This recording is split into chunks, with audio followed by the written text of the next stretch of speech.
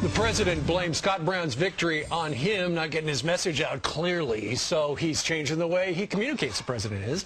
Will it work, or has he already given too many mixed messages? Joining us right now is radio talk show host and a guy who used to be on some other channel, a fellow by the name of Louis Dobbs. Good morning to you, sir. How are you, Steve? It's great to have you. Great Thank you very much. So they're talking about they're going to focus things, their communication strategy, because it has not worked. Effectively, though, they've just been sending out too many messages, haven't they? Well, conflicting messages. They've been certainly sending out messages the American people want nothing to do with. What I find interesting, Steve, is now they're announcing that they're going to do things by executive order, by fiat. We don't need Congress. We're going to do it ourselves. This has been too complicated, this democracy thing. Right. We'll just rule by fiat. Well, that's what it looks like. Now, what do you make of Evan Bayh stepping aside, saying it's too toxic in Washington, I'm stepping out? Yeah, I can't imagine why this just occurred to him. I mean, it's been a situation that's been fairly obvious for some time. Whatever his motivations, and maybe he is being just as straightforward as humanly possible. Right. But this has been a mess for a long time. This is a government that isn't representing the American people. Right. This is a government that is administratively not functioning.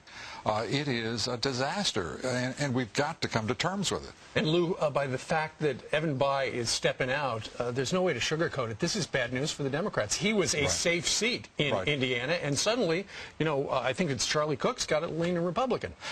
10 seats now leaning Republican. That's bad news for the Democrats. But I don't know that the Democrats have any prospect of better news. As we look at what is happening, generic Republican running against this president, it's within the margin of error. Congressional seat after congressional seat, senatorial seats, this looks like a very bad year for the Democrats. Over on the Daily Kos, the author of that particular one of my favorite sites. Listen, I look at everything.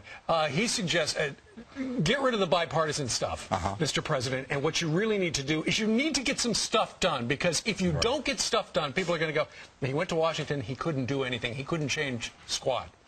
Well, he doesn't appear to have tried. He has become extraordinarily partisan. You don't think he's trying? No, I don't. I don't believe that he's trying in the sense of being bipartisan. And anyway, this has been all, this is pure obfuscation, subterfuge.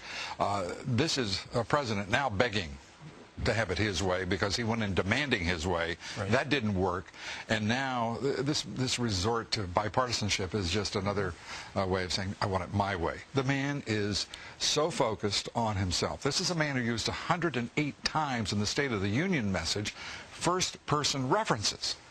And now he wants to include maybe a couple of second-person references. This is not bipartisanship. Since there are so many people deciding they're not going to be U.S. senators anymore, there's some suggestion in the state that you and I both live in that perhaps Lou Dobbs would run for Senate from New Jersey.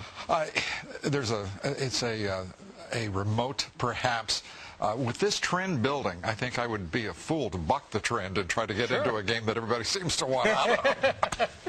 Why are you going that way? Well, you got to figure it out. All right, Lou Dobbs, it's always a pleasure. Great to be with you. We listen to you on the radio in the afternoon. Thank you very much. Thank you.